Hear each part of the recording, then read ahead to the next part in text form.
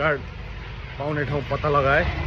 SIM card चाहिँ एयरटेलको रहेछ र हामीलाई चाहिँ मन्थली चाहिँ 1200 रुपिस पर्दो रहेछ। सिम कार्डको टुरिस्ट सिम भनेर हुँदो रहेछ।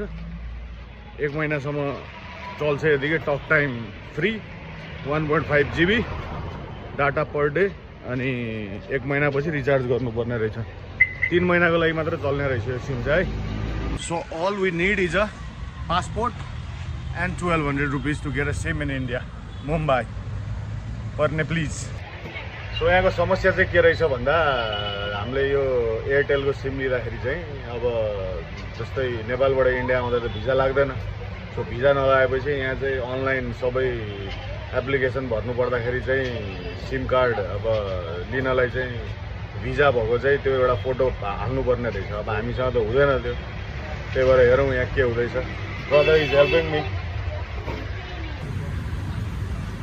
मेरो सिम कार्ड लिने मान्छे चाहिँ फोटो खिचाउँदैछन्।